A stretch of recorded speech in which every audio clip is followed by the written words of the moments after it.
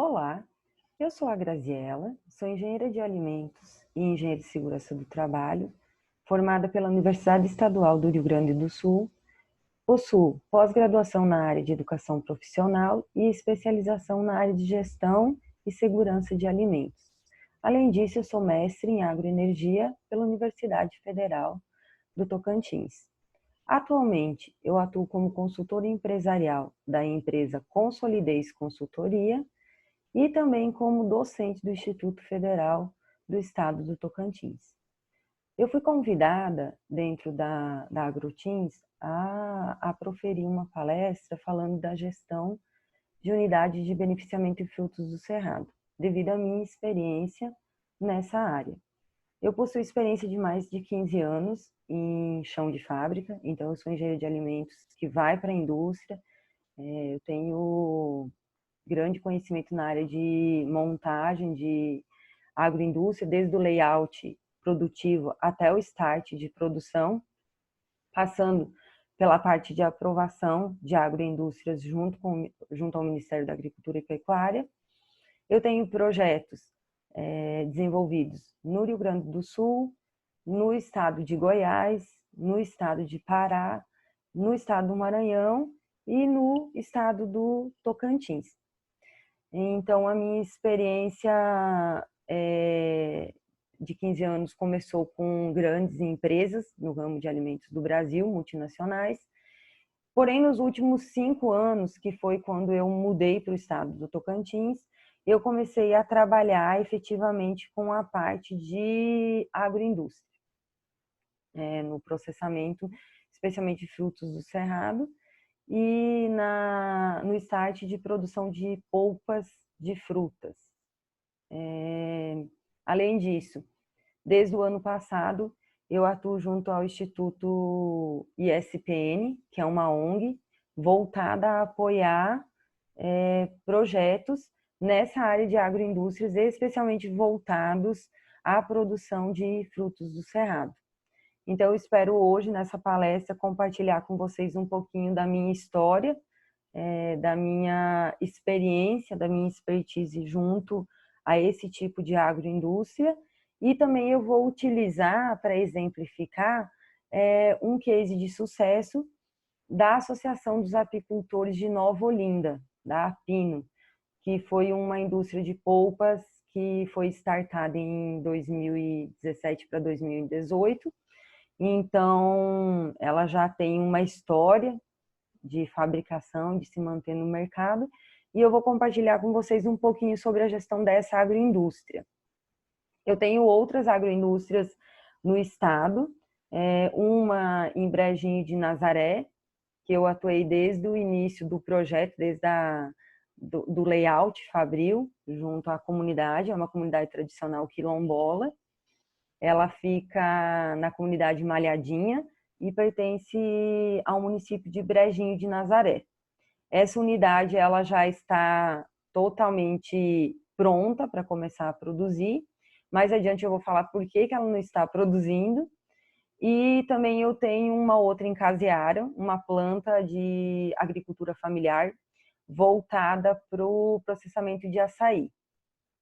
Temos também uma outra planta da Associação de Palmeirantes, a Aprante, também com polpas de fruta, especialmente por extrativismo e coleta de frutos do cerrado, que também se encontra em fase final, com a parte documental e projeto totalmente aprovada pelo MAPA, e só aguarda a auditoria final para começar a produzir. Então, nessa palestra eu vou falar um pouquinho sobre os desafios que é a agroindústria de beneficiamento de frutos do cerrado, e compartilhar experiências positivas e experiências negativas até para auxiliá-los nessa fase de implantação ou para aqueles que gostariam de empreender nessa área. E falando em empreender, eu sempre gosto de falar que, usar essa frase do filho, que o empreendedor é uma pessoa que imagina, desenvolve e realiza visões. Então, o ato de empreender, às vezes ele parece muito simples, porém ele é direcionado para aquelas pessoas que têm a disposição e a capacidade de idealizar, coordenar realizar projetos, serviços ou negócios. Então, assim, não basta só ter a vontade de empreender. A pessoa tem que ter iniciativa de implementar, né, esses novos negócios e também estar preparado para as mudanças que isso traz para a vida do empreendedor e para a vida da sociedade em si. Então, para se tornar um empreendedor de sucesso, você precisa ter algumas características, que são imaginação, determinação, habilidade de organizar, habilidade de liderar pessoas e a habilidade de conhecer tecnicamente etapas e processos. Então, eu listei aqui as principais habilidades e eu gostaria de frisar uma, que é o que eu percebo que tem trazido mais dificuldade, especialmente quando eu falo de associações e cooperativas, que é a habilidade de liderar com pessoas. Por quê? Conhecer técnicas e processo é importante, é muito importante dentro da gestão. Porém, o que acontece? É algo mais simples da gente conseguir implantar. Por quê? Eu, como engenheira de alimentos, eu desenvolvo o processo, né, faço start de produção e eu faço a descrição do procedimento operacional de como essa agroindústria tem que funcionar. Então, basicamente, depois as pessoas, em se tratando de etapas e processos, elas só vão seguir como se fosse uma receita de bolo, né? Sempre eu vou executar daquela forma. Então, sempre eu vou fazer o recebimento das frutas, eu vou fazer a pesagem, eu vou fazer a higienização, a limpeza e higienização inicial, eu vou ir para a parte de processamento. Então, tem todo um checklist a seguir que torna as pessoas capacitadas para colocar em prática. Porém, quando eu falo em liderar com pessoas, ele é um ponto um pouquinho mais, digamos assim, que gera dificuldade, especialmente dentro de uma associação. Por quê? São vários associados, são vários perfis de pessoas, né, que estão aí em prol de um mesmo objetivo. Pelo menos é o que se espera de uma associação. Porém, no desenrolar dessa parte de empreender, ou, por exemplo, de construção de uma casa de polpas, a gente começa a encontrar dificuldades. E cada pessoa, ela tem uma forma diferente de reagir com essas situações. Então, por isso que esse ponto de liderar com pessoas, ele se torna um processo primordial para o sucesso ou insucesso de uma implantação de uma agroindústria. E mais adiante eu vou falar por quê. Às vezes as pessoas me perguntam se eu acho que as pessoas já nascem empreendedoras. E eu sempre falo que não. A situação, as dificuldades que essa pessoa enfrenta, as necessidades do mercado é que tornam uma pessoa empreendedora. Quando a gente compara o Brasil com o mundo, a gente percebe o quê? Que ele tem a maior taxa de empreendedorismo, ficando na casa de 38%. Além disso, 31% dos brasileiros, eles almejam ter o seu próprio negócio. E além disso, ele é o terceiro maior sonho dos brasileiros, né? O primeiro sonho dos brasileiros é viajar pelo Brasil, conhecer o Brasil. Em segundo vem ter a casa própria. E em terceiro, o maior sonho do brasileiro é ter o seu próprio negócio. Então a gente vê que o empreendedorismo, ele já vem na veia, ele já vem inserido dentro do nosso âmbito nacional como uma expectativa ou como um objetivo de vida dos brasileiros. Como eu falei para vocês, eu vou usar como case de sucesso, como inspiração para falar um pouquinho sobre a gestão de uma agroindústria, a Associação de Apicultores de Nova Olinda, a APINO. A APINO ela foi criada em 21 de fevereiro de 1997. Dentro da APINO, a gente tem a Pura Fruta do Tocantins, que é a marca comercial das polpas produzidas e comercializadas pela associação, né? E essa associação ela tem em torno de 40 sócios. Mas além disso, ela trabalha com outros produtores, porque como a parte de processamento de frutos do cerrado, ela envolve a parte de extrativismo vegetal. Então, na região de Nova Olinda, tem vários assentamentos e outras cidades também que fazem vizinhança com Nova Olinda. Então, dessa forma, as famílias dos assentamentos, elas atuam de forma direta nessa produção de polpas. Então, além dos 40 associados, a gente tem a participação desses outros agricultores familiares, principalmente dos assentamentos da região de Nova Olinda. Quanto à questão de quantas toneladas de polpa de frutas são produzidas lá pela Casa de Polpas da Associação Apino. No exercício 2019-2020, foram processadas 70 toneladas de polpa de fruta. Como vocês percebem, apesar da unidade ela ser pequena, ela tem um processamento bem alto, relativamente alto, e a tendência é a gente ter um aumento em função da instalação da câmara fria, que hoje a empresa não trabalha ainda com câmara fria, mas está previsto um projeto 2020-2021 para a instalação da câmara fria. Isso vai aumentar com certeza a quantidade de toneladas processadas. Esse ano, em função da situação que a gente está vivendo, né, dessa pandemia, a unidade ela reduziu drasticamente a quantidade produzida. Então, até o mês de março, a gente já tinha processado 12 toneladas. Então, nos meses de abril e maio, nós estamos com a produção praticamente parada em função dessa questão das orientações da Organização Mundial da Saúde. Os frutos que são processados nessa unidade de processamento são o caju, cajá, manga, tamarindo, maracujá, acerola, cupuaçu, goiaba, abacaxi e murici. Como que acontece essa produção? Ou quantas pessoas estão envolvidas na produção? A produção ela acontece da seguinte forma. Todos os associados que processam polpa de fruta, porque vale frisar que o quê? Desses 40 sócios, nem todos eles fazem parte da casa de polpas. Por quê? Como o próprio nome diz, né? A Apino, ela começou com apicultura. Então, como que se formou essa associação? O primeiro objetivo foi a produção de mel, né? Tanto é que eles têm a Casa do Mel. Essa Casa do Mel tem registro junto à DAPEC, né? Ela tem CIE, então ela já tem esse selo há vários anos.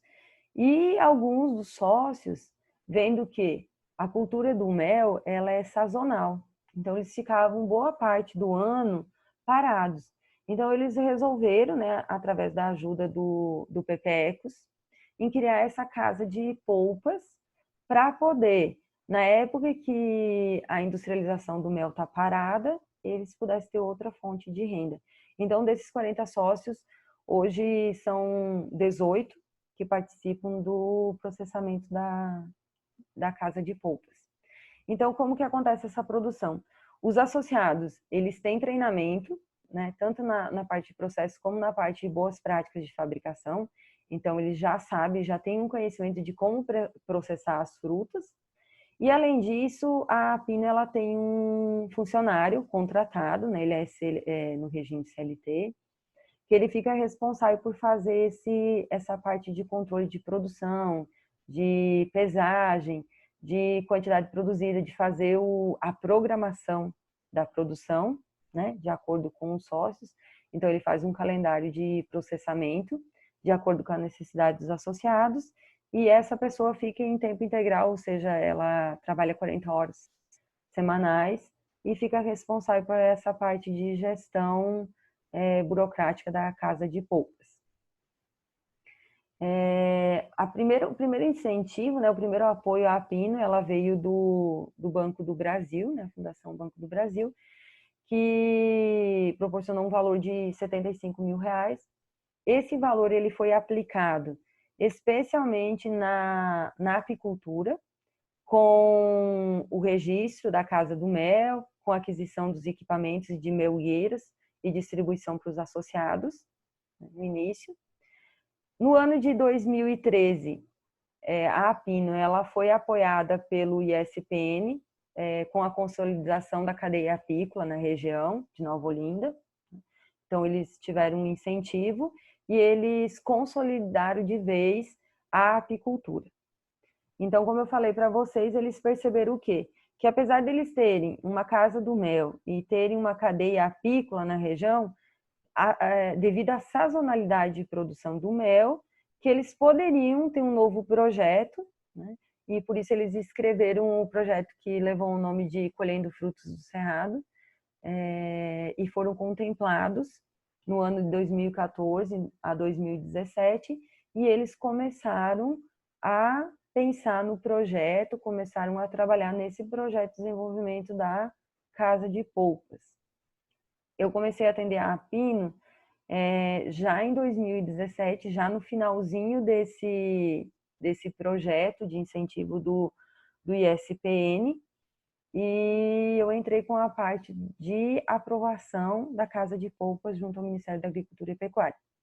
Nessa parte de aprovação, a gente teve que fazer tanto alterações estruturais da Casa de Polpa, como a parte documental. Ao longo desse período de 2014 2017, a Apino ela contou com outras parcerias e com outras consultorias, no entanto, eles estavam com muita dificuldade na aprovação. E quando eu falo em dificuldade, eu falo porque, às vezes, eu falo isso como consultora. Hoje, além de ser consultora da Consolidez, eu presto serviço para o ISPN, eu sou consultora do ISPN, eu apoio 4 casas de polpas, tanto no estado do Tocantins como no estado do Maranhão, que enfrentam os mesmos problemas que a Apino enfrentou para fazer o seu registro junto ao MAPA, que são ou consultorias anteriores que encareceram ou aplicaram mal os recursos recebidos, ou por falta de acompanhamento da associação mesmo das ações efetivas. Um exemplo, o consultor foi lá, orientou a empresa a seguir determinada norma de construção e a associação, por livre e espontânea vontade, foi lá e alterou o layout fabril. Então, quando chega no Ministério, o Ministério não aprova o projeto. E a gente tem outros casos de orientações que foram realizadas de forma inadequada. Então, o consultor orientou fazer de uma forma, quando o MAPA foi fazer a visita, ele não aprovou o projeto. E, além disso, falando em má aplicação de recursos, a gente tem um outro viés, que é o quê? Nós, consultores, especialmente dessa área de agroindústria, ou de agricultura familiar, ou de pequenos produtores, a gente sempre tem que levar em consideração o quê? A gente tem que fornecer a solução que ela seja viável e com o menor custo para a associação, ou para o agricultor familiar. Por quê? Normalmente, os recursos que eles têm para aplicar na agroindústria são pequenos. Então, por que eu vou fornecer para ele, vou falar assim, olha, tem que fazer um óculo. Eu consigo fazer um óculo que custa R$2.000 e eu consigo fazer um óculo que custa R$200. Então, qual dos dois eu vou fazer numa agroindústria? É claro que eu vou fazer o que tem o mesmo requisito sanitário, ou seja, que seja aprovado junto ao MAPA, porém com o menor custo para a associação. Então, isso vai muito do consultor. A gente tem que ter essa expertise que quando eu lido com a agricultura familiar ou com a agroindústria, eu preciso fornecer soluções viáveis e que caibam no bolso e no investimento desse agricultor ou dessa associação. Além disso, a Apino agora nesse ano ela foi contemplada com um novo projeto do PP-Ecos para fazer a parte da compra e instalação de uma câmara frigorífica, e também ela vai fazer o processo de energia fotovoltaica. Então, ela vai ser a primeira agroindústria do estado do Tocantins a usar energia fotovoltaica, o que vai tornar os custos de operação da Apino muito menores do que eles são hoje. E, além disso, ela vai ser sustentável, que é uma das políticas, né, dos projetos aprovados para o ISPN, e também dentro da temática da nossa AgroTeams desse ano, né, é que as empresas sejam sustentáveis e que consigam, tanto com o extrativismo ou com plantio de frutíferas regionais, conseguir a produção de polpas de frutos do cerrado com o menor custo envolvido. Além disso, como é que é a rotina né, administrativa de uma agroindústria. A Apino, como eu falei para vocês, ela é uma associação. Então, o regime de gestão da Apino ela é estatutário. Ela é formada, né, por uma diretoria, que ela é composta por 4 membros, que é o presidente, o vice-presidente, o secretário e o tesoureiro, tendo 2 suplentes, e além disso tem o conselho fiscal, que ela é composta por 6 membros, 3 são efetivos e 3 são suplentes. Como que são tomadas decisões da associação? Sempre através de Assembleia Geral.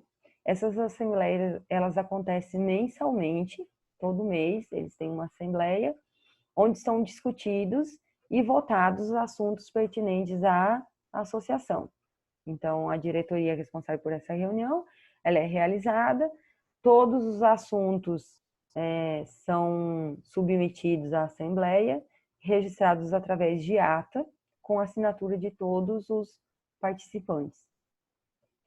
Como eu falei antes, a Apino ela só tem um funcionário contratado, né? Essa mão de obra externa é um funcionário que ele fica responsável por essa parte de gerir principalmente a organização da casa de polpas.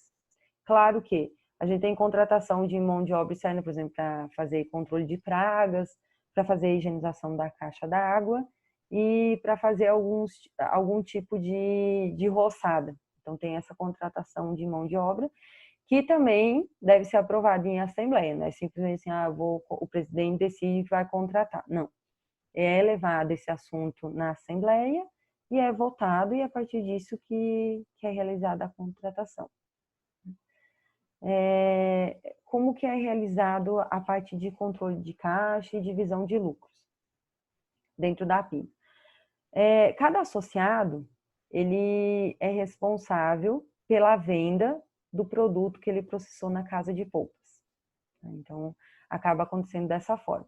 O produtor, ele paga o associado, na verdade não é o produtor, é o associado, ele paga uma taxa todo mês para a associação e, além disso, ele paga uma taxa referente ao que ele produziu na casa de polpas para formar o caixa da associação e ter dinheiro para pagar tanto esse colaborador que é contratado, assim como os outros custos da associação. Contabilidade, a parte de energia, a parte de água. Então, esse caixa ele é formado pelas participações mensais, o associado contribui, e mais uma porcentagem em cima daquilo que ele produziu na casa de polpas. Assim que é formado o caixa da Apino. E falando em custos, né? Quais são os custos, então, que uma agroindústria tem, né? No caso da Apino? Esses custos, eles ficam em torno de R$ 3.500 a R$ 4.000 hoje. Mas como eu falei anteriormente, a Apino nesse ano, ela vai adquirir a sua câmara frigorífica e, além disso, vai instalar a energia fotovoltaica. Isso vai reduzir os custos que a empresa tem hoje, né, que a Apino tem hoje com a casa de polpas. Porque a gente sabe que vários freezers ligados, que é o caso da Apino hoje, que ela trabalha com armazenamento e congelamento de polpas de fruta através de freezers, ele tem um consumo elevado de energia. Então, isso acaba que tem grande parte de influência nesse valor gasto por mês com a associação. Além disso, eles têm despesa também com o responsável técnico, que atua na empresa, que é o engenheiro de alimentos, que faz a parte de controle de qualidade e responde junto ao MAPA, né, com a anotação de responsabilidade técnica. Então, nesse custo, nessas despesas de 3.500, estão incluídos esses gastos. A maioria dos fornecedores da Apino, né, que são basicamente a matéria-prima, que são as frutas e embalagens, são fornecedores da região, porque a parte de fornecedores, especialmente de embalagens, ela ficaria muito mais viável, muito mais barata, se adquirida, por exemplo, de grandes centros, como São Paulo ou Goiânia. Porém, o que acontece? A maioria desses fornecedores, eles exigem uma compra de uma quantidade elevada de embalagens. E isso ia se tornar uma despesa muito alta para a associação. Então, eles preferem comprar de fornecedores regionais, fomentando assim o comércio local, e além disso, eles conseguem comprar em menor quantidade.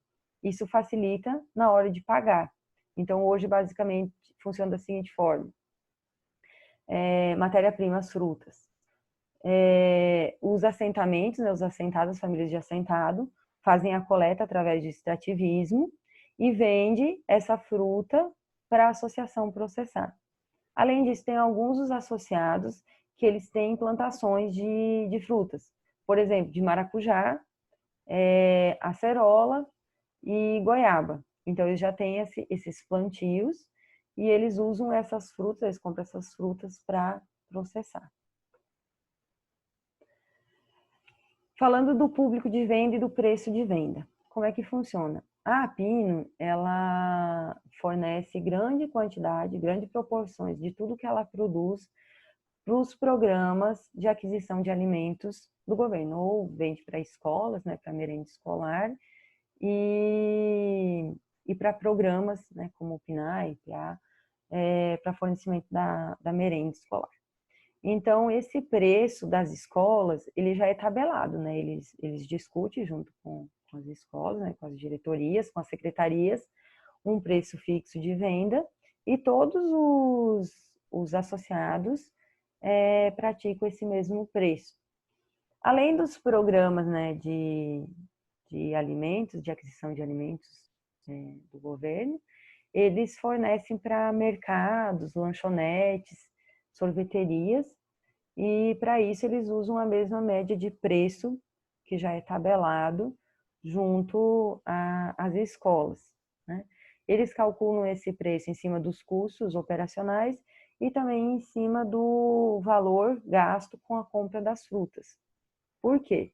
Porque a gente sabe que se esse preço de venda não for calculado de forma adequada, ele pode trazer prejuízos, tanto para o associado quanto para a associação.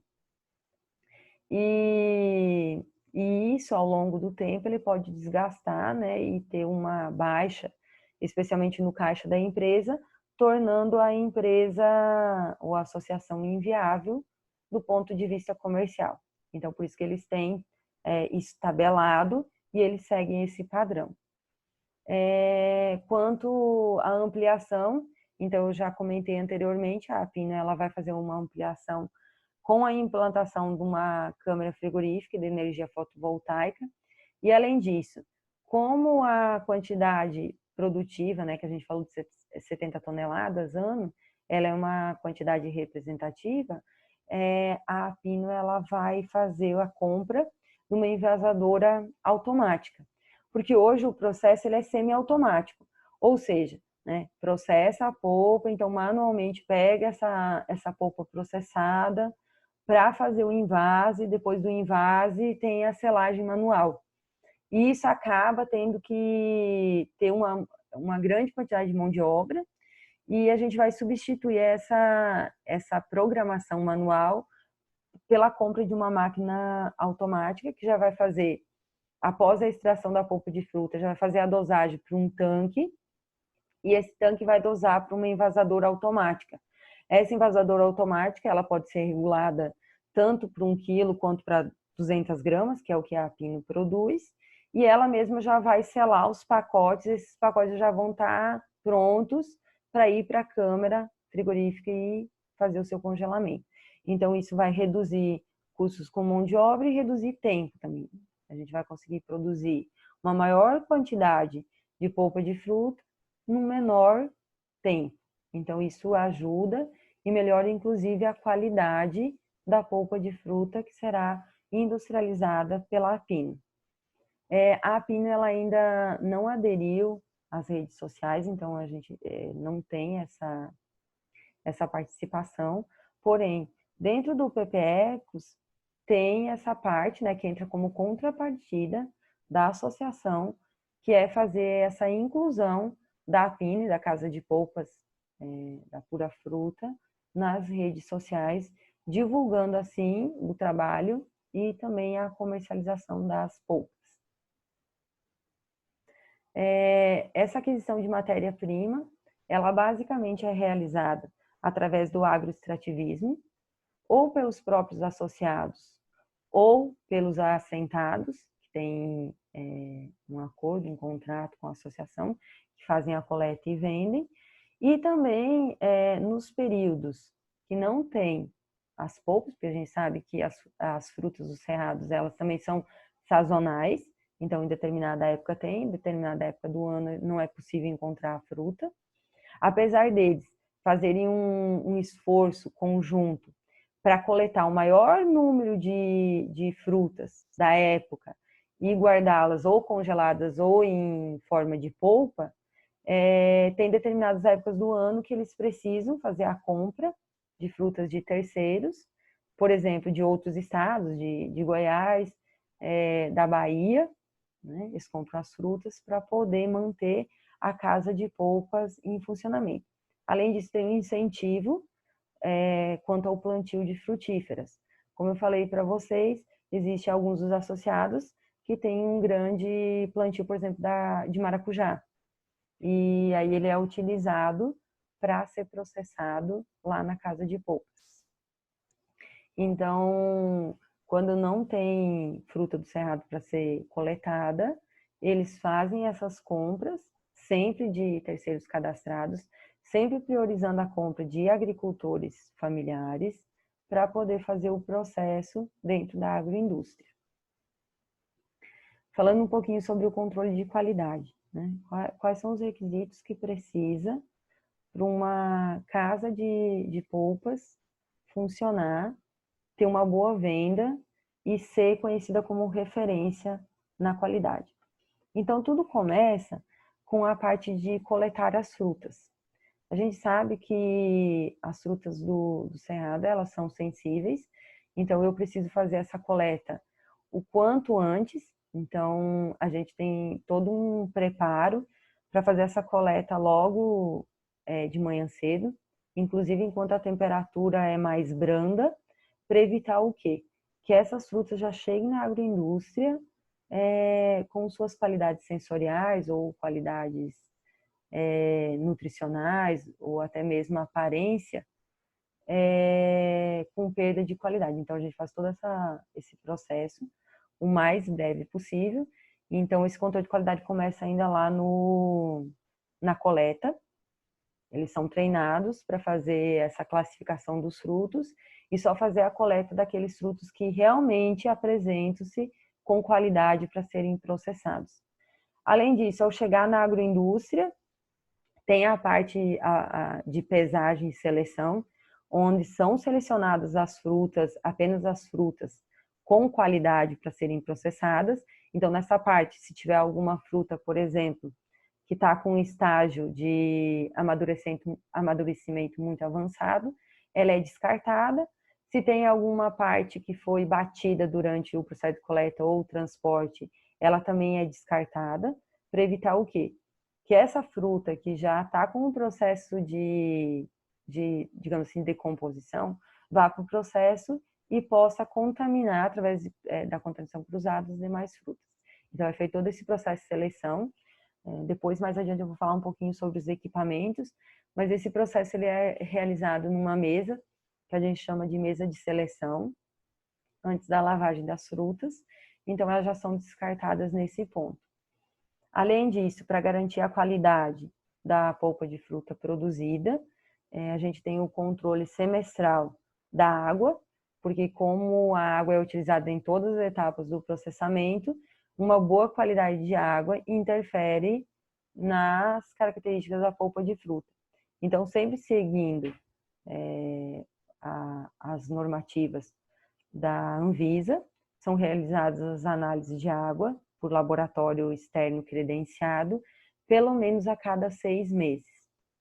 Além disso, todo associado ou todo participante do processo produtivo, ele recebe treinamento em boas práticas de fabricação ou boas práticas de manipulação, para saber quais são os requisitos sanitários que ele deve seguir ao longo do processo e também com a higienização da casa de polpas e o armazenamento dessas polpas após o seu processo.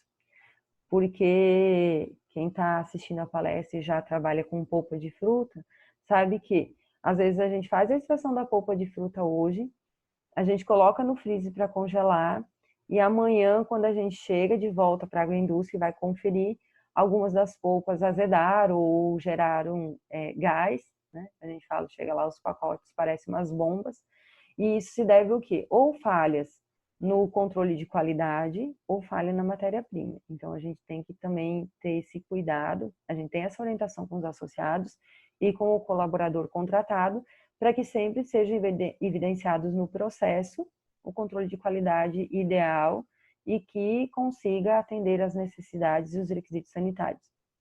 Além disso, é importante também salientar que essa qualidade da polpa de fruta ela é muito influenciada pelo tempo que demora o congelamento. Então, uma das necessidades da APIN entre a câmara frigorífica é isso. Porque quando a gente coloca uma grande quantidade de polpas de fruta no mesmo freezer, a gente tem a possibilidade de haver perda pela inadequada baixa de temperatura nessas polpas de fruta. Então, o controle de qualidade é basicamente feito dessa forma. Além disso, a Pina ela tem os programas de boas práticas de fabricação, os procedimentos operacionais padronizados e implantados e acompanhados através de registros e planilhas diárias.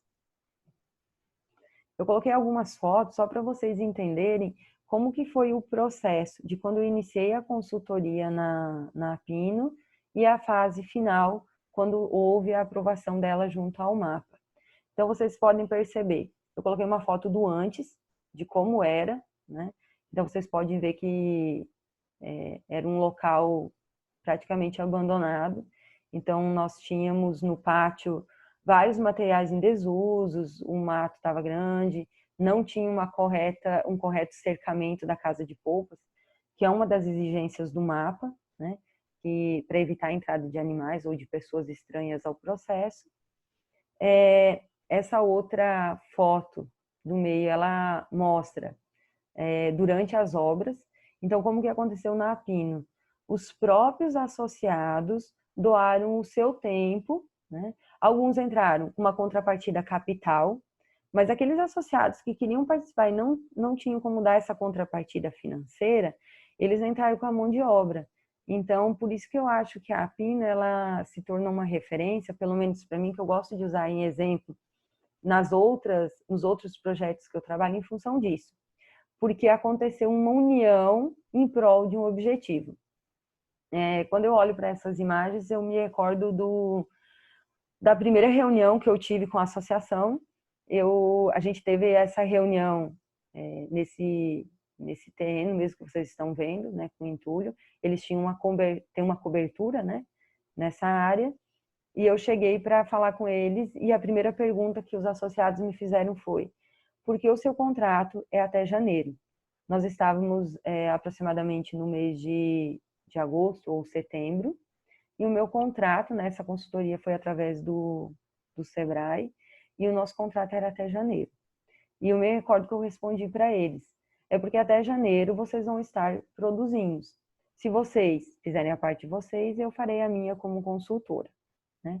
E eu me recordo que até hoje, se perguntar para os associados, eles me olharam um pouquinho incrédulos dessa minha fala, por quê? Aí depois eu fui entender, porque eles já vinham de outros projetos, de outras consultorias frustradas. E inclusive um dos produtores que hoje está lá, né, produzindo e feliz com os resultados, ele olhou para mim e tinha falado que naquela manhã ele havia cortado os pés de acerola. Aí eu falei para ele: olha, eu acho bom você voltar a plantar e parar de cortar, porque você vai precisar delas para a gente poder processar em janeiro, né? Então, apesar de incrédulos, eu fiz uma pergunta que é de extrema importância, eu não sei se tem outros consultores ou até mesmo presidentes de associações acompanhando essa palestra, é a seguinte: vocês realmente querem abraçar esse projeto? Vocês realmente querem produzir polpa de fruta? E eles me responderam que sim. Então eu falei assim: então a partir de hoje começa uma nova história para a Apino, para a Casa de Polpas da Apino, e nós vamos fazer da seguinte forma: eu vou orientá-los e vocês vão colocar em prática as orientações de forma clara. Por exemplo, não podemos fazer dessa forma e juntos nós vamos buscar soluções para atender. Por quê? Porque senão, especialmente quando é consultoria, a gente sabe que nós consultores, a gente tem um tempo com a associação, porém passado esse tempo, nós vamos embora e quem tem que tocar a casa de poupas são os próprios associados. Então é importante a gente criar esse contrato, eu falo assim, esse contrato de confiança e de responsabilidade. Por quê? Apesar de eu ser a consultora responsável, a engenheira de alimentos responsável por esse processo, eu tenho que deixar eles a par e cientes que o quê? Quando esse contrato acabar, eu vou embora e essa gestão fica com eles. Então, por exemplo, alguns dos problemas que eu estou tendo, por exemplo, usando o caso lá da associação da Malhadinha, que é da comunidade quilombola, um dos problemas da Casa de Poupas ainda não estar funcionando é justamente isso. A associação, ela recebeu esse investimento, essa Casa de Poupas, da empresa que teve isso como uma mitigação dos danos ambientais causados pelo processo que a rede de alta tensão passa dentro da comunidade Malhadinha, então eles fizeram isso como uma contrapartida para tentar minimizar tanto os impactos ambientais como impactos sociais causados por essa rede de alta tensão. Então eles receberam essa casa de poupas já pronta, a associação recebeu ela, já equipada, então toda equipada, toda pronta para produzir. Porém, a associação ela não viu isso como um negócio da comunidade. Então, eles tinham que fazer, por exemplo, hoje, é importante salientar que, se eu estivesse fazendo essa palestra há 2 anos atrás, eu falaria para vocês o quê? Olha, vocês têm que montar uma cooperativa, porque o mapa não aceita que associações façam o registro da casa de poupas junto ao Ministério. Por quê? Como a associação é sem fins lucrativos, o mapa entendia que não tinha por que fazer um registro de uma associação que não tivesse fins lucrativos. Então, ele negava esses pedidos e a gente tinha que fazer o registro dessa casa de poupas, ou dessa agroindústria, ou no nome do presidente, ou no nome de um outro associado. E isso lá na frente gerava um impacto negativo, porque nós sabemos que existe um limite para a venda do agricultor familiar. Então, quando ela é feita numa DAP, esse produtor ele tem um limite de venda. E isso lá na frente, por exemplo, eu fiz no nome, que foi o caso da Pino. A gente fez o primeiro registro no nome do presidente. Só que aí só o presidente podia vender, por exemplo, a merenda escolar. E isso foi um dos problemas que a gente teve com a Pino e que levou a gente a alterar, né, e eu buscar junto ao mapa também essa informação de por que a associação não podia. Se era uma associação, se tinha vários produtores envolvidos, o porquê que só um, né, ia poder ter o registro da casa em seu nome. Então, ano passado, a gente teve a informação, né, teve a orientação, na verdade, via documental mesmo, do responsável pelo mapa a nível nacional, falando o seguinte, que a associação ela pode sim ter o registro da casa de poupas, fazer o registro da casa de poupas, da agroindústria, em seu nome, desde que no seu estatuto ou no seu contrato social apareça de forma clara, por exemplo, produção e venda e comercialização de polpas de fruta, produção e comercialização de farinha de mandioca, produção e comercialização de leite. Então tem que estar claro, já lá no estatuto e no contrato social da associação, esse tipo de atividade, e com isso o mapa libera o registro. A comunidade Malhadinha, ela só não tem o registro ainda, inclusive já foi feita toda a aprovação via sistema, em função deles não terem feito essa alteração no estatuto e no contrato social da empresa, que é algo relativamente simples de se fazer, bem simples. Inclusive, quando a gente fez isso com a Pino e com a Prant, foi algo de menos de 15 dias, a gente já estava com essa alteração em mãos para poder fazer essa alteração junto ao sistema, né? Ao mapa, ao CIPEAGRO. Então, é algo relativamente simples. Mas é por isso que essa pergunta que eu sempre faço no início é se é realmente o objetivo e se a associação realmente quer isso, é para gerar o comprometimento dos associados com o projeto, porque senão a gente não anda junto. E o caso da Pino foi um exemplo que eu gosto de usar, porque foi um exemplo que deu certo, que a gente fez esse pacto, né, a gente fez esse acordo lá no início, né, nessa primeira reunião, e eles realmente colocaram a mão na massa. Então hoje, quando a gente olha para essa foto da direita, a casa de polpas já finalizada, né? Vocês podem ver que teve muita mudança da primeira foto à esquerda para a finalização do processo. Foi um processo que aconteceu rápido, né? De agosto para dezembro, em dezembro já estava nesse ponto. E os associados também eles se sentem parte disso, porque como quando eles olham para essa cerâmica, muitos deles foram eles que assentaram. Então, eles que foram lá e trabalharam e doaram sua mão de obra e os materiais para a gente fazer a conclusão dessa obra. Né? Aqui outra foto, né, do antes, né? A gente pode ver que a caixa d'água estava no chão, estava com a tampa semi-aberta. Então, a gente fez todo um processo de revitalização dessa área, pintou o muro, fechou as partes que estavam abertas, né? Fez uma vedação dessa caixa d'água. A gente fez a finalização dos vestiários e sanitários. Então, teve todo um processo que culminou com a aprovação da Casa de Polpas da Pino junto ao MAPA.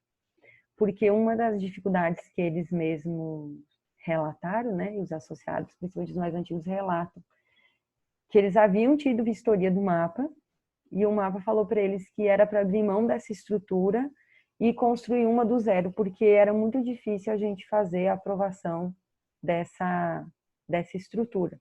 Porque essa estrutura ela foi doada para a Pino, mas ela, antes de ser a Casa de Polpas, ela era um pequeno laticínio. Então, a gente teve que fazer toda uma adequação para que ela estivesse de acordo com as exigências do MAPA e pudesse se transformar numa casa de polpas. Essa foto representa muito, né? A gente pode ver pela carinha da diretoria na época.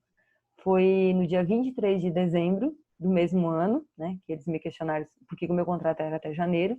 No dia 23 de dezembro, eu fui fazer a entrega para eles do registro junto ao Ministério.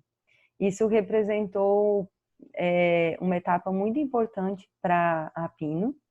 A gente foi fazer depois a inauguração oficial dessa casa de polpas depois, mas como eu tinha feito um compromisso com eles e eles comigo, então eu fiz questão de, mesmo antes da finalização do ano, fazer essa entrega do registro para a associação. Então, assim, foi um momento muito alegre, tanto para mim como consultora, e assim como para os associados, né? Então, até hoje eu fico emocionada em falar sobre isso, porque abriu portas para a Pino, abriu portas para aqueles associados, né? Gerou renda para as famílias dos assentados, gerou renda para as famílias dos associados e, para mim, me abriu um novo olhar sobre as agroindústrias, especialmente sobre a Casa de Polpas.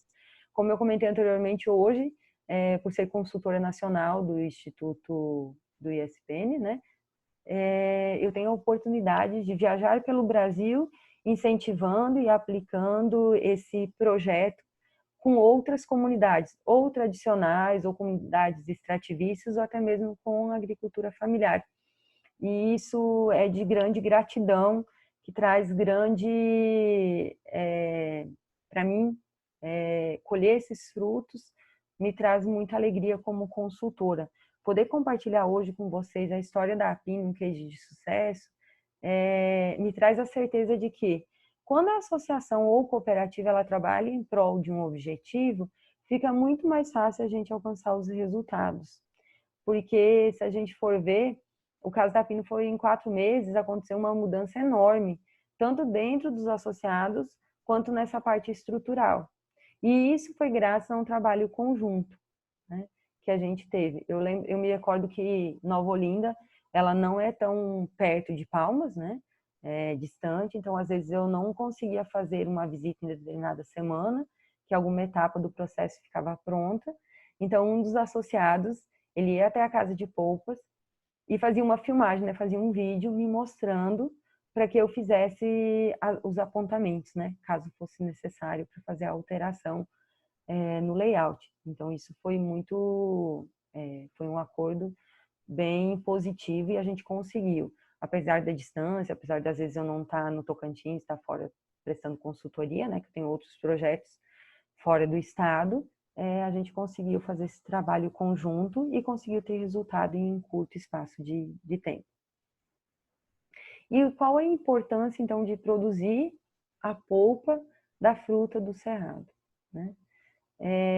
Como como eu falei anteriormente, a gente sabe que as frutas do cerrado, elas são sazonais, então em determinada época do ano eu tenho grande quantidade de fruta, mas em outras eu não tenho. Mas aí, por exemplo, eu vou fornecer para uma sorveteria, para uma indústria de sorvetes. A gente sabe que a indústria de sorvetes, por exemplo, ela não pode fornecer em determinados meses picolé de cajá e no outro simplesmente virar e falar para o seu consumidor, não, a gente não tem cajá. Então, a industrialização da polpa de fruta me permite ter, ao longo do ano, o fornecimento dessa polpa, né, dessa fruta, que é sazonal. Então, isso tem grande valia quando a gente fala em comercialização. Por quê? Através desse processo que a gente faz de extração da polpa e de rápido congelamento, com uma boa qualidade, eu consigo manter essa polpa de fruta armazenado ao longo do ano e conseguir fornecer para o meu mercado consumidor polpa de fruta, por exemplo, de murici, de cajá, de caju, mesmo quando já estou há 3 meses sem a produção. Por exemplo, já passou a colheita do caju, mas eu consigo fornecer essa polpa, essa matéria-prima tanto para merenda escolar quanto para o mercado consumidor de lanchonetes, sorveterias e mercados em outras épocas, porque eu armazeno essa polpa de fruta já congelada. Diferente de que se eu fosse armazenar, por exemplo, estocar manga, usar um exemplo, estocar manga. A manga, ela ocupa um grande espaço para mim estocar ela, por exemplo, na câmara de resfriamento. Uma vez eu realizei o processo, né? Fiz a extração só do suco, do sumo, da fruta, eu preciso de uma área muito menor, né, dentro da minha câmara de congelamento para fazer esse armazenamento e oferecer essa fruta, essa polpa, mesmo em épocas que ela não está sendo produzida. Então, uma das grandes importâncias da produção do investimento na agroindústria de polpas de fruta é isso, é poder oferecer para o mercado consumidor, ao longo do ano, variedades de polpas que são produzidas por frutas sazonais. As principais frutas, então, do cerrado que são processadas atualmente nos projetos que eu atendo são o caju, o murici, a acerola, mangaba, cagaita, cupuaçu, buriti, tamarindo. Por exemplo, vou abrir um parênteses aqui para falar sobre a comunidade da Malhadinha, né? Da Casa de Polpas que a gente tem lá. Ela tem um grande plantio, né? Já tem plantio na verdade não, né? Ele é extrativismo mesmo do buriti. Eles têm vários pés, né? Eles têm uma produtividade alta do buriti. Tanto é que lá com eles a gente vai trabalhar, além da polpa do buriti, a gente vai trabalhar com o doce e com as lascas. Hoje eles já fazem esse processo artesanalmente, porém a gente sabe que com a mudança da legislação não é permitido a venda de polpas ou de doces, ou até mesmo das lascas de frutas, para os programas, por exemplo, de merenda escolar ou dos programas governamentais, sem que a associação ou o produtor tenha o registro junto ao mapa. Então, eles produzem hoje, porém de forma artesanal, e vende para clientes diretos, né, que vão na própria comunidade ou em feiras, eles vendem os produtos produzidos lá. Mas agora, com o registro junto ao mapa, eles vão poder fornecer para supermercados e, inclusive, a nível mundial, né? Porque a gente sabe que o registro junto ao mapa, ele habilita a empresa, inclusive, a exportação. Então, não só no estado do Tocantins, mas assim a nível nacional e, inclusive, exportação, que é o caso, por exemplo, lá da comunidade Malhadinha, que a Ceagro, inclusive, participou desse projeto, apoiando, junto com a Prefeitura de Brejinho, para exportar a polpa de pequi, né? Então, assim, tem um ganho para a comunidade bem diferente do que é hoje, né? Com certeza o registro vai trazer para ela uma venda muito maior e uma possibilidade de abertura de comércio maior também. Então, lá eles têm essa parte do buriti e também eles têm muito murici, tanto árvores nativas como com o plantio. Eles fazem as mudas, né? Alguns dos associados lá da Malhadinha, eles fazem a produção de mudas do murici. Após o processamento, a gente sabe que sobra o caroço, então eles fazem o plantio, produzem essas mudas e fazem doação ou até mesmo venda para os demais associados. Então, eu tive a oportunidade de acompanhar esse processo lá com a Malhadinha antes mesmo de iniciar a construção da casa de polpas, que foi com a aplicação de uma metodologia do Senar, que é o Negócio Certo Rural, então, onde esses associados participaram do curso e verificaram o quê? Que a produção de polpas de fruta agregava muito valor para a comunidade. Então, a partir desse projeto, muitos deles começaram o plantio tanto de nativas, né, com o aumento, por exemplo, das mudas de murici, de cajá, e outros, inclusive com outras frutas, por exemplo, plantio de maracujá, já avisando, né, o plano de negócio que eles construíram durante o curso Negócio Certo Rural e também para processar lá na casa de polpas. Outras que são processadas, né, como eu falei, no maracujá, que inclusive lá na Malhadinha tem o plantio, e na Apino de Nova Olinda também tem os produtores que têm esse plantio da fruta, tanto para comercializar ela in natura, né, as frutas mais bonitas com valor comercial, e aquelas frutas que acabam não tendo mercado, acabam sendo processadas e viram polpa de fruta lá na agroindústria. É o mesmo caso do abacaxi, né? O abacaxi, a gente sabe que o Tocantins é um grande produtor de abacaxi e só as frutas mais bonitas que têm valor comercial. Porém, para a agroindústria ou para a produção, né, da polpa de fruta, não tem essa necessidade. Por quê? Os requisitos que a fruta precisa apresentar é qualidade, tanto sensorial quanto não apresentar machucados ou podridão. Ela pode ser processada e ser comercializada através da polpa de fruta.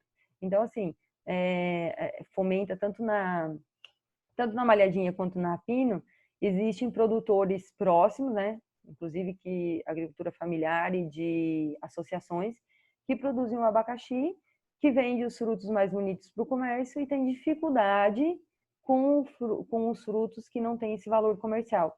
Dessa forma, acaba que a associação ela fomenta a venda desses frutos para poder fazer o processamento.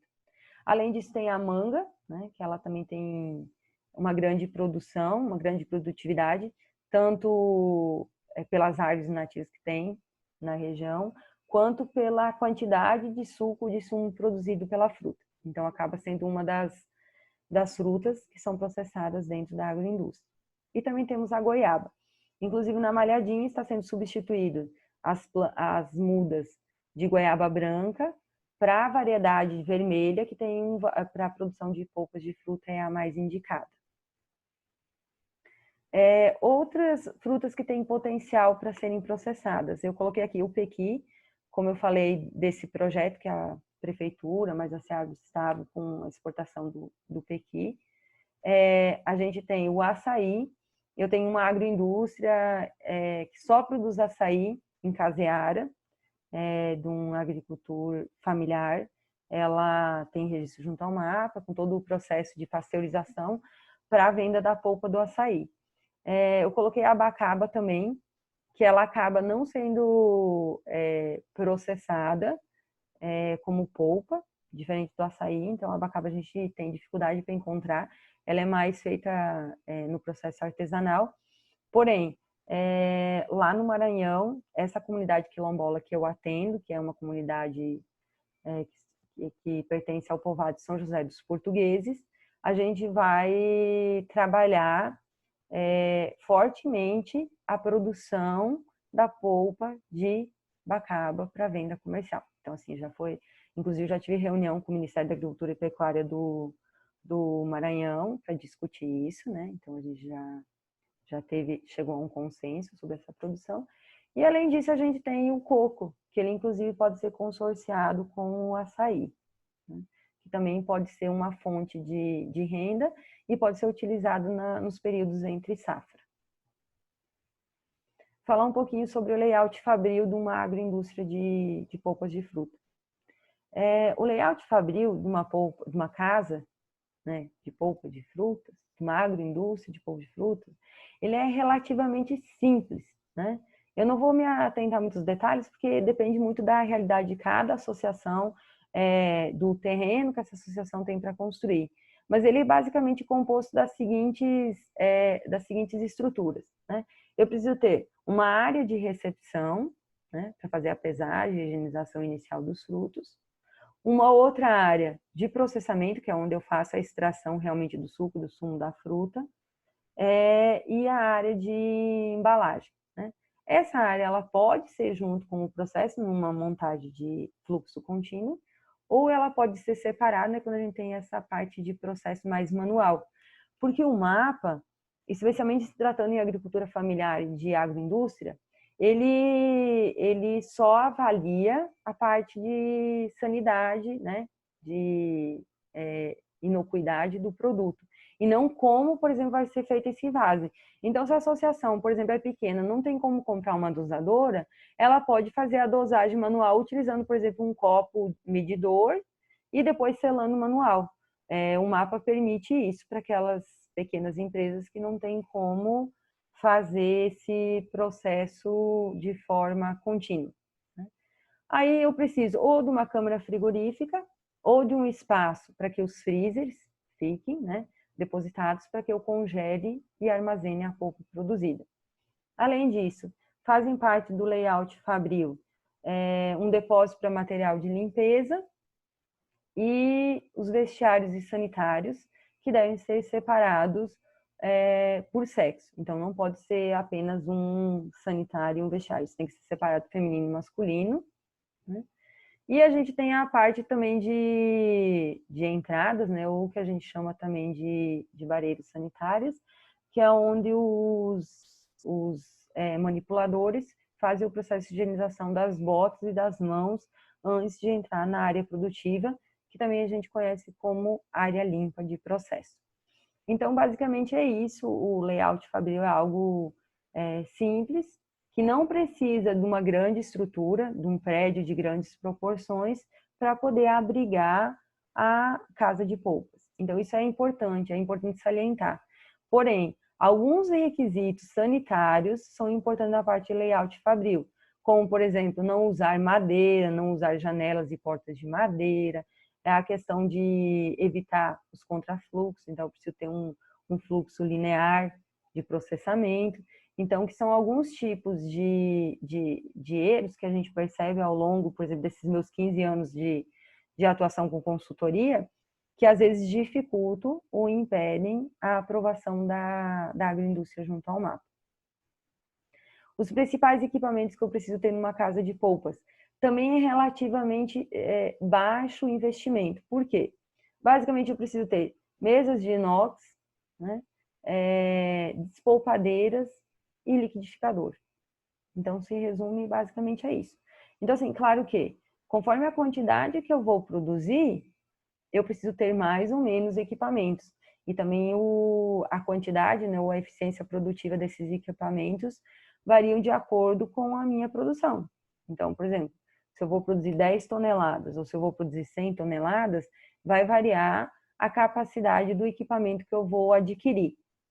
Então, assim, algumas agroindústrias, no caso mesmo da Pino, ela começou com 2 despolpadeiras pequenas, hoje a gente já substituiu por uma despolpadeira com poder, né, de produção maior, para também reduzir o tempo, né, que a gente sabe que as frutas elas oxidam rapidamente, então a gente precisa reduzir esse tempo entre o descasque e a despolpa.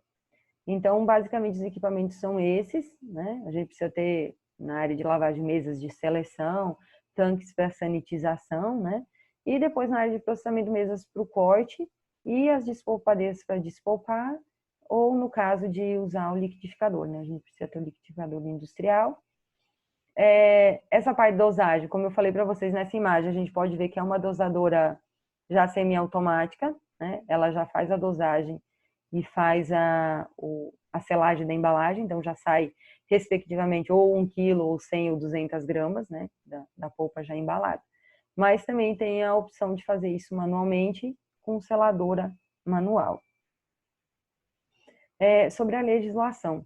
A legislação da agroindústria, né, ela segue as normativas do MAPA e da Anvisa. Toda casa de polpas deve ter o seu registro junto ao CIPEAGRO, né, que ele é, dentro do MAPA, o sistema para a área vegetal, para a produção de área vegetal, né, ou das polpas. E, além disso, a gente segue as normativas da Anvisa, né? Tanto para a parte de registro de estabelecimento, como para registro de produtos. Porque dentro do CIPEAGRO a gente tem 2 momentos. O primeiro é quando eu, responsável técnica, ou eu, presidente da associação, faço o registro do estabelecimento, né?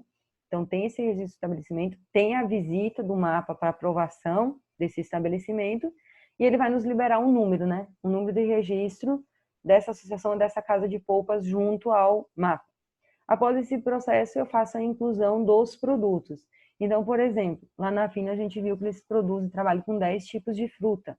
Então, a gente faz 10 rotulagens, né, seguindo os padrões da Anvisa, né, com tabela nutricional, forma de preparo, dados obrigatórios, e segue todas as legislações pertinentes à parte de rotulagem e faz a inserção dentro do sistema, né? E com isso é liberado um número de produto.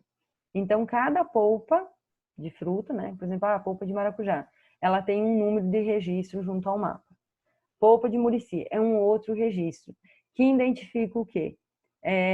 De forma individual, essa fruta dentro do Ministério. Então, é importante salientar isso. Por exemplo, o estabelecimento ele tem um número de registro e depois cada produto que será produzido na agroindústria vai receber um novo código que deve constar na rotulagem, né, ou na embalagem desse produto. E é importante prestar atenção nisso, porque isso gera multas junto ao Ministério da Agricultura. Rapidamente eu vou falar um pouquinho sobre as etapas do processo de produção da polpa de fruta, né, que eu já comentei ao longo da palestra, mas só frisando em forma de fluxograma. Então, primeiro, tem essa recepção e pesagem, para ver a quantidade de frutas que está sendo recebida, e inclusive para depois fazer um comparativo de qual foi o rendimento que essa fruta apresentou ao longo do seu processamento, né? Porque eu consigo ver quantos quilos eu recebi e quantos quilos de polpa eu consegui produzir, né? Isso influencia lá quando a gente falou de custos e também no preço de venda. Após isso é realizada a seleção, né? A seleção dos frutos, como eu falei para vocês, separar os frutos que têm injúria mecânica ou que estão em processo de amadurecimento avançado ou que apresenta podridão. Então, tudo isso é separado nessa seleção. Após a seleção, os frutos vão para a etapa de lavagem. Essa etapa de lavagem, ela se constitui de 2 etapas, né? Que é primeiro a limpeza, né? Que é tirando as sujidades e tirando o mais grosso, como se diria. E o segundo processo, que é a sanitização. É quando a gente faz a imersão dessas frutas em água clorada e deixa imersa por 15 minutos para fazer o quê? A sanitização das frutas e também liberar, na verdade não é liberar, é retirar a carga microbiana que possa ter vindo com essas frutas. Então, esse processo de sanitização ele serve para reduzir carga microbiana e reduzir o processo de oxidação ou, por exemplo, de fermentação dos açúcares contidos nas polpas de frutas lá na frente. Então, é por isso que quando eu falei de problemas, por exemplo, no processamento de polpas, estufamento, ou que a polpa ela azeda em curto período, ou é falha de temperatura, né? Ou também pode ser falha nessa etapa de sanitização das frutas. Então, por isso que é importante seguir, né, o procedimento operacional e todas as etapas desse processamento da fruta. Após essa sanitização, então, as frutas partem aquelas que têm necessidade de descascamento, por exemplo, o abacaxi, a gente tem que fazer o descasque, e cortar ele em partes menores para depois ser triturado ou ser despolpado. Outras frutas, como por exemplo o murici, a acerola, elas não têm a necessidade de descascamento, então a gente parte logo para o processo de despolpamento. Adiciona essas frutas já sanitizadas na despolpadeira e faz o recolhimento do suco do sumo da fruta após essa despolpa, né? Após esse processamento de despolpamento, eu coloquei essa etapa de pasteurização. Essa etapa de pasteurização ela é exigida pelo MAPA para o açaí. Então, para produzir açaí, a empresa, além de ter aqueles equipamentos que a gente viu no slide anterior, ela precisa ter um pasteurizador. Esse pasteurizador, ele, quando comparado com os demais equipamentos da casa de polpas, ele é um pouquinho mais caro, digamos assim, ele tem um valor mais alto. Então, assim, normalmente, pelo menos, eu oriento as associações a começarem com as frutas que não precisam desse processo de pasteurização e depois, quando perceberem o mercado, ou quando tiverem maior venda, ou tiverem uma produção que compensa de açaí, eles adquirirem o pasteurizador e fazer o processo de pasteurização para fazer a venda da polpa de açaí, né? Então, assim, tirando o açaí, as demais frutas, né? Como a gente usou de exemplo, maracujá, murici, cajá, caju, manga, segue para o processo de invase, como eu falei para vocês, em rotulagens e embalagens que já foram aprovadas junto ao MAPA, que contém todas as informações do produto e as informações referentes à associação que a produziu, né? Após esse invase, elas são congeladas, né? E após o processo de congelamento, elas são armazenadas e aguardam a expedição ou a venda. Então, basicamente, assim, resumindo, as etapas do processamento de polpa de fruta são essas etapas. Ele é um processo relativamente simples, mas que tem que ser seguido à risca para não ocasionar perdas de qualidade no produto acabado. Quais são as principais dificuldades encontradas na gestão, então, de uma agroindústria? Eu tentei elencar aqui, de acordo com a minha experiência nesses 15 anos apoiando as pequenas empresas, a agricultura familiar e a agroindústria, que eu verifiquei, que eu percebi que, na verdade, são um entrave na produção ou até mesmo na aprovação de uma casa de polpas ou de uma agroindústria, né, junto ao Ministério e depois na venda.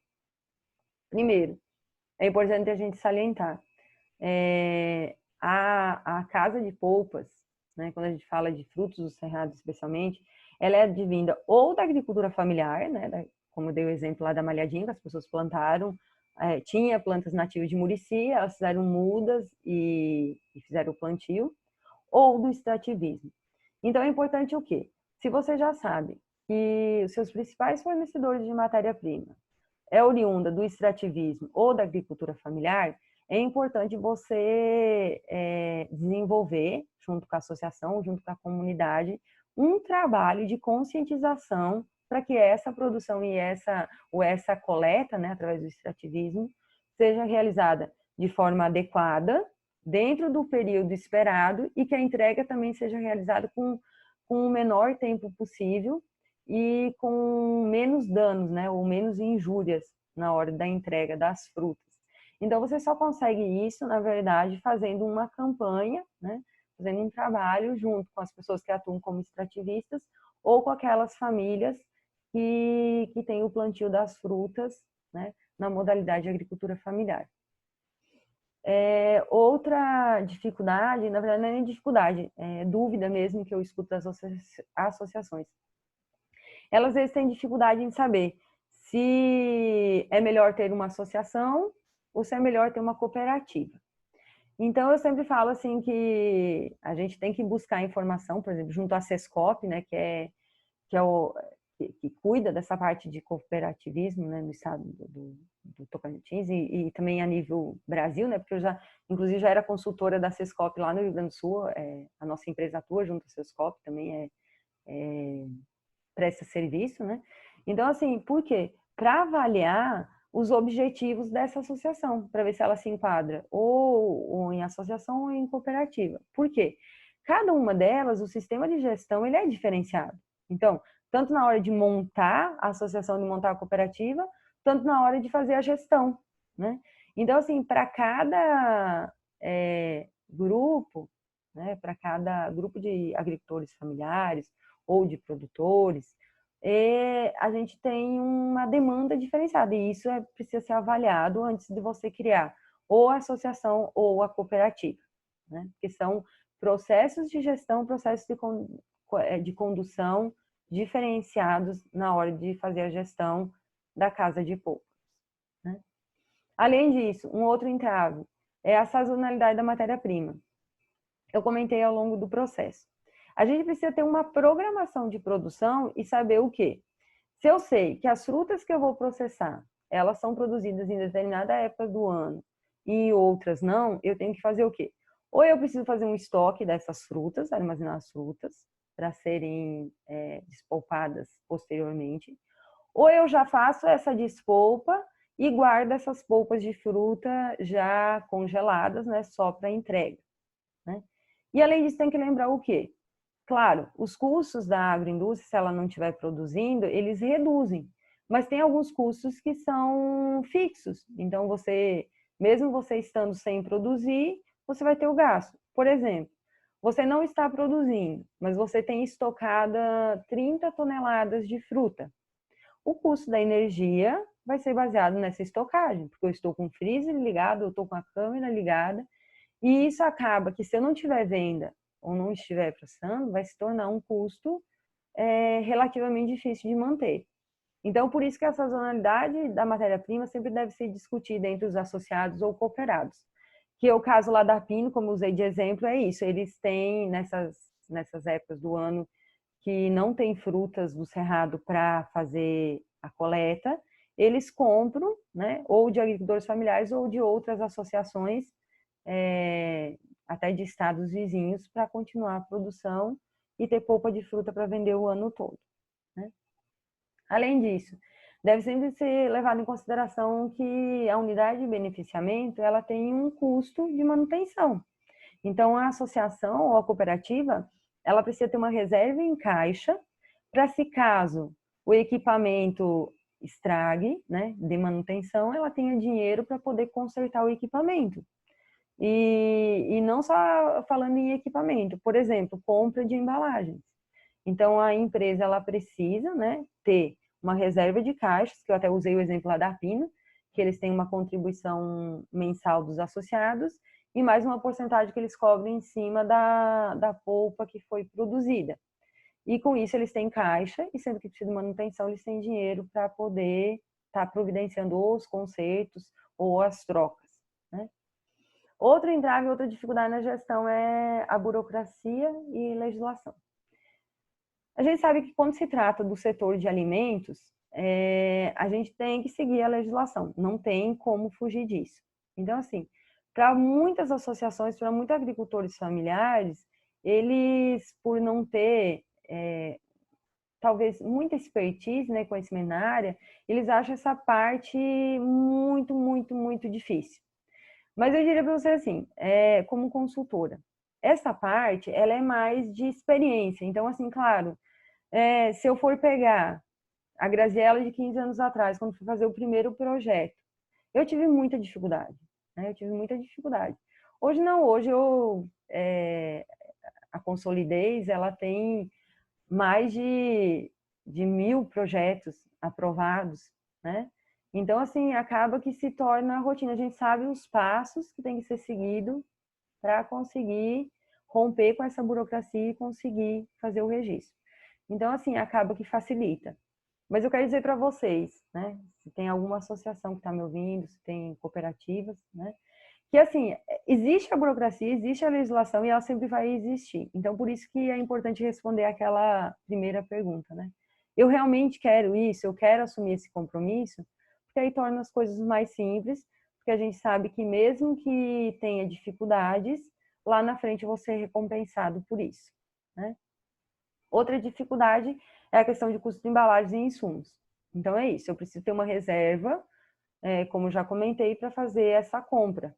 Por quê? Senão eu vou lá, vou processar 10 toneladas e eu só tenho 1.000 embalagens para envasar. Então, ou seja, eu só vou conseguir embalar 1 tonelada e eu vou perder as 9 toneladas. Então, tem que ter todo um acompanhamento, toda uma gestão que não falte nem insumos, né, nem matéria-prima e muito menos embalagem. Porque assim, senão eu vou ter um prejuízo muito grande na minha agroindústria. Outro ponto que, às vezes, as agroindústrias, os agricultores familiares esquecem de levar em consideração: a depreciação dos equipamentos e os desgastes da estrutura. Por quê? Nós vamos lá hoje, né, por exemplo, o registro da Arpino foi em 2017, 2018, né, início de 2018. Hoje, 2020, 2 anos após isso, já teve a depreciação dos equipamentos e já teve desgaste na estrutura. Ou seja, agora, em 2020, eles vão ter que fazer tanto uma manutenção na estrutura da casa de polpas, como troca de equipamentos. E isso precisa de capital, né? Ou caixa, para poder ser realizado. Então, por isso que é importante a gente não pensar só no momento atual. Então, a associação, ela tem que estar preparada para esses gastos futuros. Então, mas agora está dando lucro, tipo, está dando lucro de 100 mil reais. Divide todo o lucro entre os associados e esquece de guardar uma reserva para o caso da compra de novos equipamentos e para a manutenção da estrutura. E isso lá na frente pode inviabilizar o projeto. Por quê? É concedido o registro, né? O mapa concede o registro, porém, anualmente, nós temos as auditorias. E se nessas auditorias forem verificados que os desgastes na estrutura ou nos equipamentos possam ocasionar algum tipo de contaminação para a produção, simplesmente eles vão fazer, né, o cancelamento do registro. Então, você teve todo um trabalho lá atrás para conseguir o registro e, assim, de uma hora para outra, você acaba perdendo. Então, por isso que eu sempre oriento todos os projetos que eu atendo, todas as associações que eu atendo, ou que eu tenho a oportunidade de poder orientar, da seguinte forma: a gente tem que ter uma guarda, né, desse investimento para as manutenções de estrutura e de equipamento. Outra dificuldade também na gestão é o comodismo, né? As associações ou as agroindústrias, após conseguirem o registro, elas se acomodam e acham que não tem a necessidade de seguir, né, todos aqueles procedimentos que foram estabelecidos no início. E isso acaba que também coloca a agroindústria numa situação de perda, né, de poder perder esse registro. Então, assim, ou também começa a ter, como diz na parte de não ir atrás de outras associações, de não fazer esses contratos, né, eu falo assim, esses acordos com quem faz a parte de coleta, né, de frutas e entrega. Então, isso não pode cair no modo automático, né, no piloto automático. As associações têm que fomentar isso sempre e continuamente para que elas consigam, durante o processo, né, ao longo dos anos, se manter no mercado. Outra dificuldade, falta de capital de giro, né? A falta de capital de giro interfere em todos esses outros entraves que eu falei. Por exemplo, na depreciação dos equipamentos, na compra de embalagem, na compra de insumo. Então, eu preciso ter esse capital de giro, seja ele advindo de contribuições dos associados ou por ajuda, como no caso de projetos como o PPECOS, né, como o ISPN, né, ou outras fundações de apoio, mas eu preciso ter esse dinheiro. E outra coisa que eu verifico que é uma das dificuldades na gestão: atrelar a unidade a políticas públicas de investimento. Ou seja, quando eu tenho investimentos públicos, né, injeta as prefeituras ou governantes ou emendas, injetam dinheiro nessa agroindústria, ela funciona. Quando eu não tenho esse apoio do governo, simplesmente os projetos morrem. E é por isso que quando eu falei lá no início que a associação ela tem que entender como um projeto sendo dela, o projeto ele não é do governo, o projeto não é do consultor, o projeto é da associação ou da cooperativa. Então, no momento que ela entende isso, ela não vai ficar apenas esperando esse incentivo ou esse investimento de políticas públicas. Ela vai encontrar a sua própria forma de gerir o negócio. E isso, assim, é um dos fatores que eu vejo, assim, como primordiais, né? E principalmente nos projetos que eu venho acompanhando no estado do Tocantins, né? É ficar esperando por investimentos que nem sempre, né, vão chegar a tempo ou vão chegar. Então, é muito importante, né, que as associações, as cooperativas entendam isso e foquem na gestão das suas agroindústrias, sem contar, né, com esse investimento, sem atrelar o funcionamento da casa de poupa só com políticas públicas. Então, assim, isso para mim é uma das dificuldades que eu vejo na gestão, que fazem toda a diferença entre os projetos que deram certo e os projetos que não deram.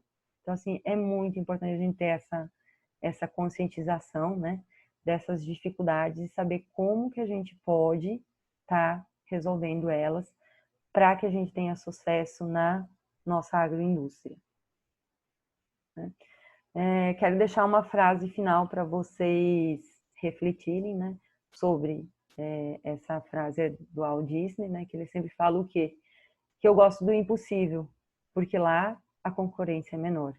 E é isso mesmo, se você tem um objetivo de ter uma agroindústria, especialmente de produção, numa casa de polpas de frutos do cerrado, você precisa acreditar no seu sonho, né, e correr atrás, porque pode apostar que quando a gente fala de todas essas dificuldades que a gente tem numa gestão, muitos desistem no caminho, muitos.